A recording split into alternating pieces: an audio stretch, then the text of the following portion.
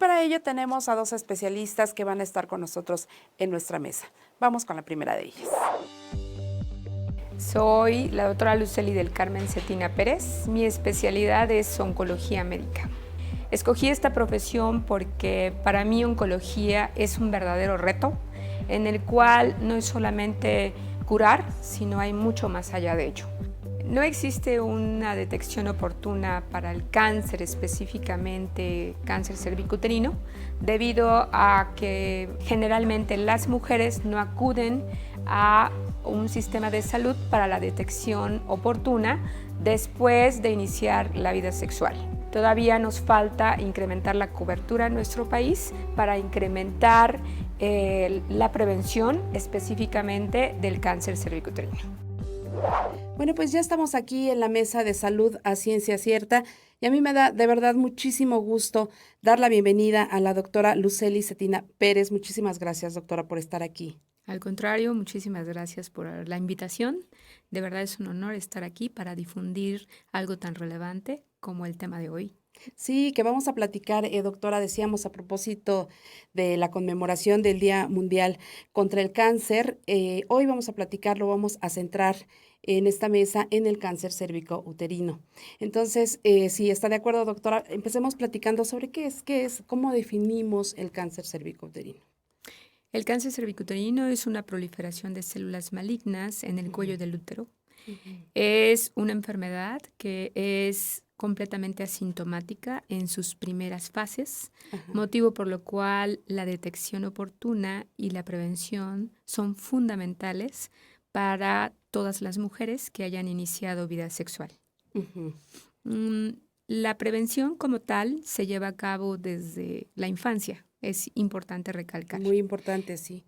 Que además, bueno, ahora pasaríamos a hablar de lo que es el virus del papiloma humano y la vacuna que ahora existe y que se puede aplicar incluso en niñas, doctora. Hay muchas dudas sobre eso. Sí, platíquenos, por favor, sobre lo que es el virus del papiloma humano y sobre la vacuna. Bueno, como lo has dicho, el virus del papiloma humano, vaya la redundancia, es un virus. Existen múltiples cepas, más de 200 aproximadamente, las cuales en un 99% pueden ocasionar el cáncer cervicuterino. De hecho, es el factor más importante para producir el cáncer cervicuterino en un 99.7%. De ahí la relevancia y la importancia de la prevención. Hay otros factores de riesgo que ayudan al virus del papiloma para que se desencadene el cáncer como tal. Entre ellos es el inicio de vida sexual en etapas muy tempranas, pues sabemos que en México desafortunadamente la vida sexual se está iniciando a muy temprana edad, desde los 12 años en adelante, esto es muy temprano. Por otro lado, el tabaquismo influye de manera importante para que este virus desencadene y provoque la infección. Y también algunos factores nutricionales, la desnutrición, por ejemplo, el déficit de algunas vitaminas puede ocasionar o ayudar. Pero como lo dijimos en un inicio, el desencadenante de esta enfermedad en un 99.7% es el virus del papiloma. La vacunación se lleva a cabo desde los 9 años de edad hasta los 15 años de edad. En México solamente aprobada la norma oficial mexicana de los 9 a los 11 años nada más.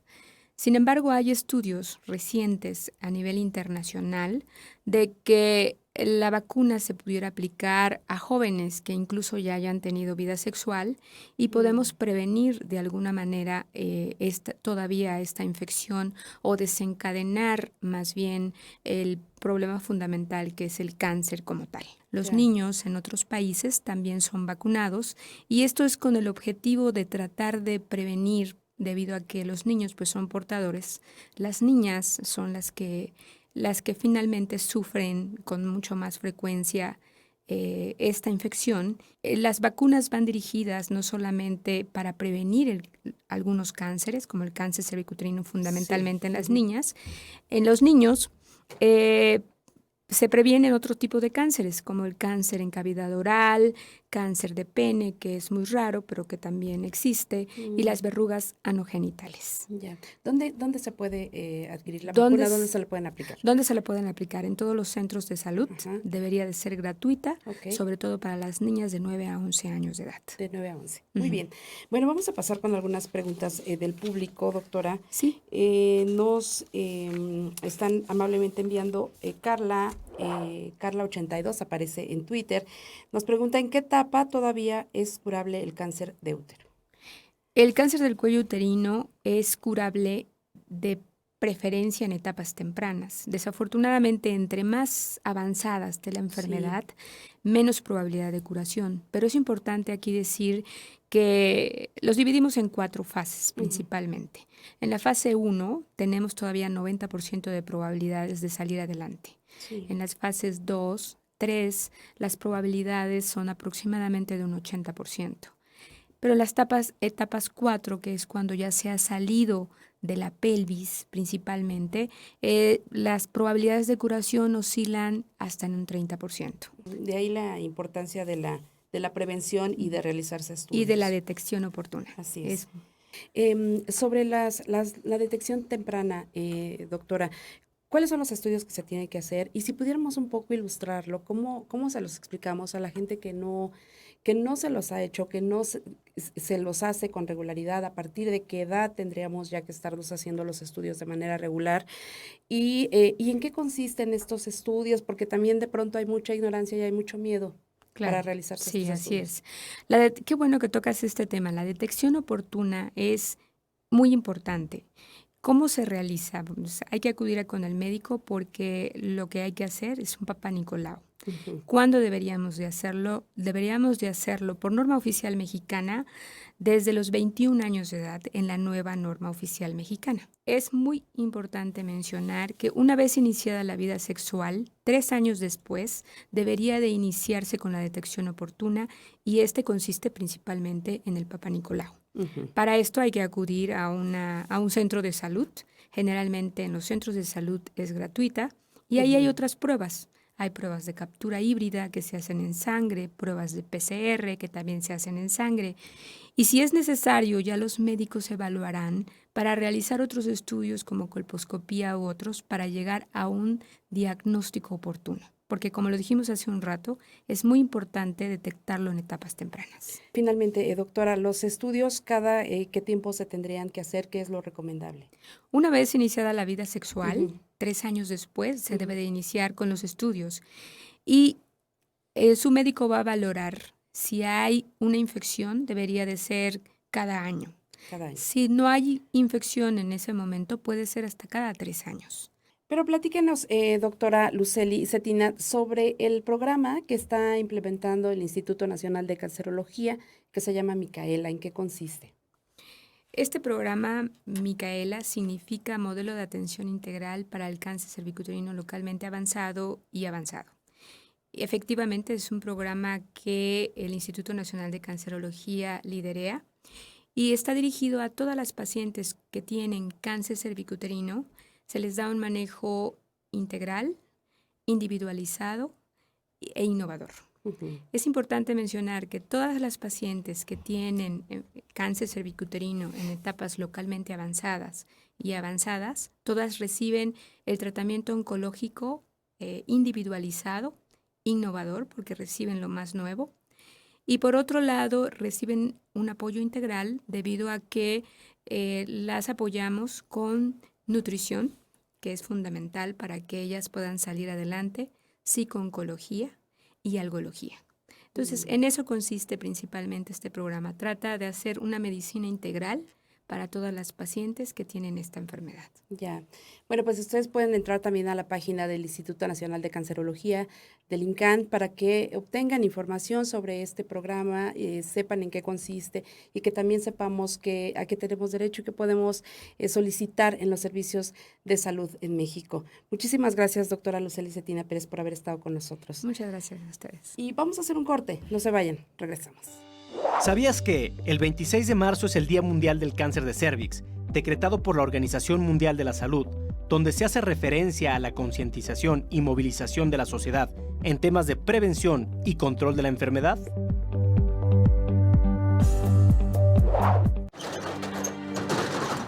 Democracia es poder decidir. Es igualdad. Es la libertad de expresarte. Es no discriminación. Venimos de lejos y lo hemos logrado entre todas y todos. Las y los ciudadanos cumplimos 30 años de construir con el INE la ruta de la democracia y la libertad. Contamos todas, contamos todos. INE. Yo no pude estudiar la prepa presencial ya que en mi caso hubo un problema económico y porque me enfermé de asma.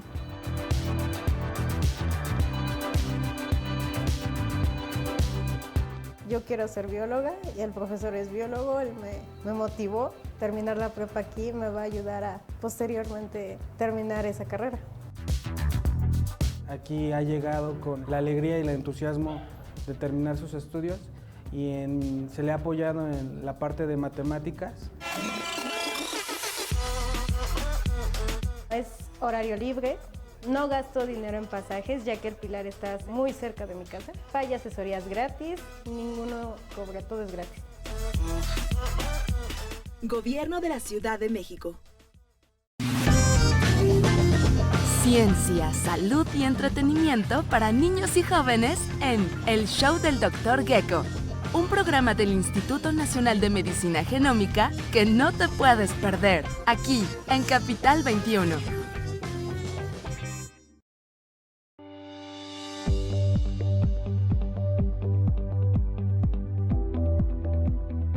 Aprendamos más de salud. Útero, también denominado matriz, es el órgano de la gestión y el mayor de los órganos del aparato reproductor femenino. Su función principal es recibir el cigoto para su implantación y nutrición. Quimioterapia. Es una terapia empleada en el tratamiento de cáncer. Consiste en emplear diversos fármacos para destruir células cancerígenas y reducir o eliminar completamente la enfermedad. A nivel mundial, el cáncer cervical es el tercer tipo de cáncer más común en las mujeres. Estos son algunos factores que pueden aumentar el riesgo de padecer cáncer cérvico-uterino. Iniciar sus relaciones sexuales antes de los 18 años. Haber tenido más de 3 compañeros sexuales. Haber tenido más de 3 partos. Fumar.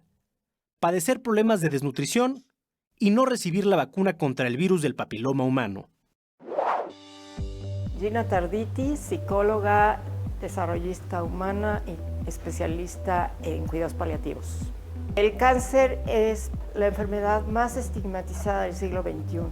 Tenemos que trabajar en ello porque ciertamente hay una alta prevalencia, pero si la gente entiende qué es el cáncer y que vean en la enfermedad un reto y no un fracaso, creo que en ese momento estaríamos logrando un gran avance para bien de todos los que hoy padecen la enfermedad, pero de quienes pudiéramos padecerla el día de mañana también.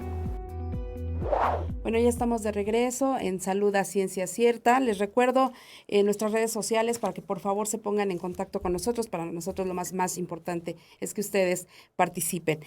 Nos encuentran en Facebook como Capital 21 TV, en Instagram como @capital_21, en Twitter como @_capital.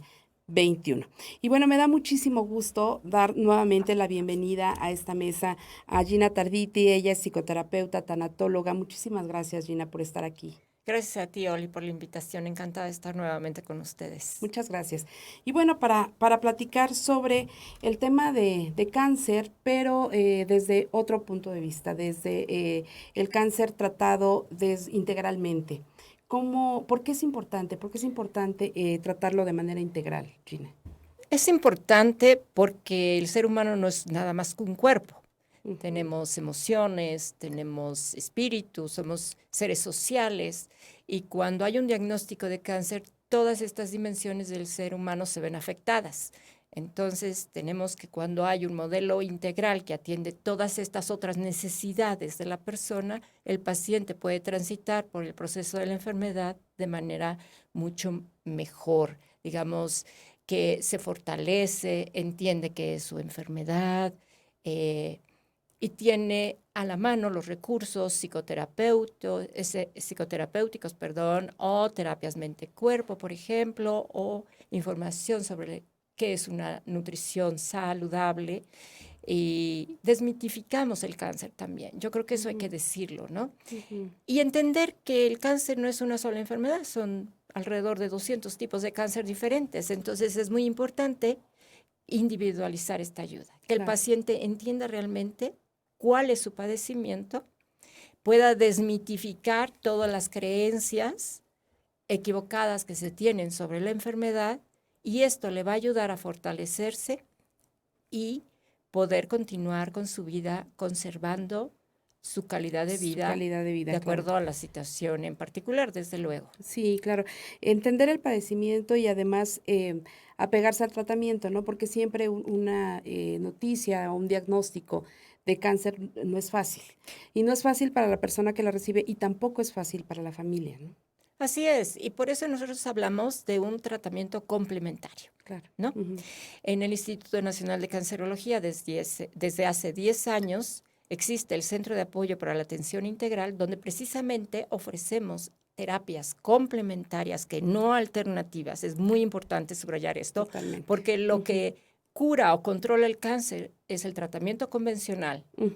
Y lo que hacen las terapias complementarias es ayudar en el manejo de algunos de los síntomas de la enfermedad, como puede ser el estrés, la ansiedad, náusea, vómito, etcétera, a través de técnicas que han sido bien estudiadas y que tienen evidencia científica y que se suman al tratamiento. Entonces podemos hablar de acupuntura, podemos hablar de yoga, de tai chi, de qigong, de psicoterapia grupal o individual y de información fidedigna y actualizada sobre el padecimiento en lo particular. Muy importante, porque de pronto encontramos cualquier tipo de información ahora en Internet que no está documentada, que no está fundamentada, y entonces, bueno, eso lejos de ayudarnos, nos angustia más o nos mete en una situación de estrés mucho más alta.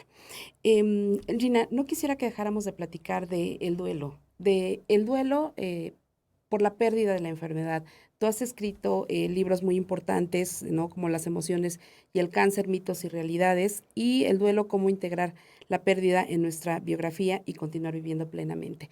¿Cómo vivir este duelo por la pérdida de la enfermedad? Saber que nuestra vida pues no va a ser la misma, ¿no? Que tendremos que cuidarnos, que tendremos que seguir un tratamiento de por vida.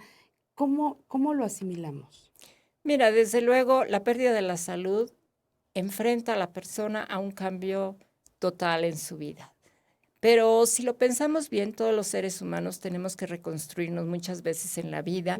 Si no es por la pérdida de la salud, es por un divorcio o por otras muchas circunstancias. Entonces, lo primero es entender lo que está sucediendo. Porque curiosamente, cuando la persona es diagnosticada con cáncer, es víctima, se convierte en víctima de sus propios pensamientos. Están tan arraigados los mitos alrededor del cáncer que la persona inmediatamente piensa en muerte, en dolor, en qué hice mal, dónde me equivoqué.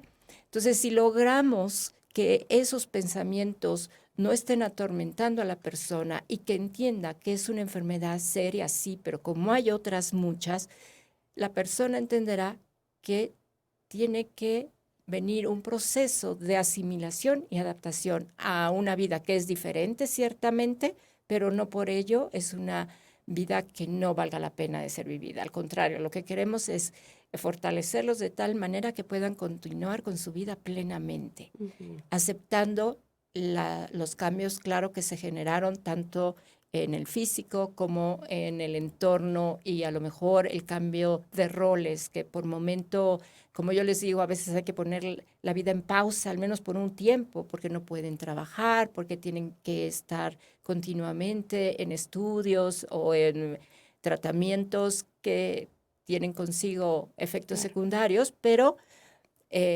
asirse de lo que siguen teniendo. Creo que el ser humano a veces perdemos de vista lo que aún tenemos porque solamente nos concentramos en lo que hemos perdido. En lo que estamos perdiendo. Pero todo lo que seguimos teniendo es precisamente el acicate que necesitan para seguir adelante. A las familias, Gina, para las familias pues también es difícil, ¿no? Este cambio de vida, el asumir también que las cosas han cambiado. ¿Qué decirle a las familias? A las familias, en primer lugar, les diría, acompañen a su paciente, a su ser querido, desde las necesidades y los deseos de él, no de ustedes. Claro. Porque tenemos esta concepción que creo que es muy mexicana de tratar de proteger al paciente al grado muchas veces de anularlo. Creemos que tenemos que protegerlo de tal manera que lo que no estamos haciendo es escucharlo. Entonces hay que preguntarle qué necesitas, cómo quieres que te acompañe y desde luego reconocer que también ellos necesitarán entender lo que está sucediendo y trabajar sus propias emociones. Y para los pacientes que son atendidos en el Instituto Nacional de Cancerología, saber que ahí está el centro, el CAI, que puede apoyar también a los familiares. Claro. Es importante decirlo y que los servicios son gratuitos. Que los servicios son gratuitos, que tienen esta serie de actividades en las que también pueden apoyar a las familias de los pacientes, que ojalá se acerquen. ¿Dónde está el CAI para que ubiques a las personas que nos ven y nos escuchan, Gina Tarditi? El CAI está en la calle de Allende, esquina con la calzada de Tlalpan. Estamos, digamos que atrás del Mercado de las Flores, enfrente del Instituto Nacional de Cancerología. Somos parte del instituto y pueden llegar por ellos mismos o ser referidos por cualquier médico, enfermera, trabajadora social, cualquier persona del instituto los puede referir. Y llegan ahí y nosotros, en base a sus necesidades, podemos sugerirles las actividades que podrían convenirles más en cada momento del proceso. Claro. Repito que es para pacientes del Instituto Nacional de Cancerología. Ok. No quisiera dejar de hacerte esta pregunta para que cerráramos la entrevista. Gina, ¿qué decirle a las mujeres? Hablamos hace un rato sobre cáncer cervicouterino. Las dos principales causas o padecimientos mayores en mujeres se refieren, en México, se refieren a cáncer de mama y cáncer cervicouterino. Y muchas veces hay desintegración de las familias. Por algunas razones diversas, ¿no? Muchas parejas no saben cómo llevar este proceso con sus mujeres. ¿Qué decirles a estas mujeres para seguir adelante de la mejor forma posible? Yo sé que cada caso es diferente y muy particular, individual, pero ¿qué decirles como un principio? A reserva, por supuesto, de que siempre hay que acercarse por ayuda profesional. Mira, me gustaría decirles que en primer lugar no se sientan responsables por haber enfermado, que sepan que solamente son responsables por la actitud que asumen de aquí en adelante, que si la pareja no fue capaz de acompañarlas en el proceso, que siempre pueden formar su propia red de apoyo. A veces imaginamos que necesitamos un ejército y esto no es verdad. Con 1 o 2 brazos que acompañen y 2 orejas que escuchen, tenemos suficiente. Entonces, acérquense, siempre encontrarán comunidades muy solidarias, entre otras pacientes sobre todo, ¿no? Y médicos, psicólogos que estamos ahí para ayudarlos, para entender y para seguir adelante con su vida. Bueno, pues muchísimas gracias, Gina Tarditi, por haber estado con nosotros hoy en Salud a Ciencia Cierta. Gracias. Muchísimas gracias, Oli. Y muchísimas gracias a ustedes que estuvieron con nosotros hoy. Les recuerdo que tenemos retransmisión de Salud a Ciencia Cierta los miércoles a las 9:30 de la mañana, los miércoles a las 11 de la mañana, los domingos a las 9:30 de la mañana y estamos con ustedes todos los lunes a las 10 de la noche. Gracias por haber estado con nosotros. Yo soy Olimpia Velasco, esto fue Salud a Ciencia Cierta y esta es la nueva televisión pública desde el corazón de la Ciudad de México.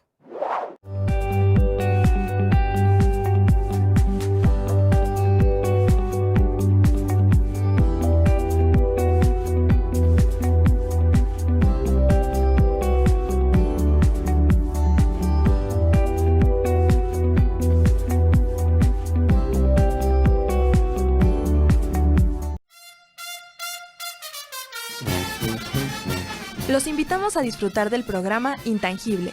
En un mundo globalizado, el patrimonio vivo de Morelos se desarrolla en las culturas y tradiciones de cada municipio que conforman el estado.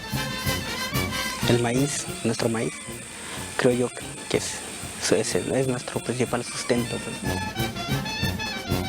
intangible. Por Capital 21. Una cosa es no querer decirles nada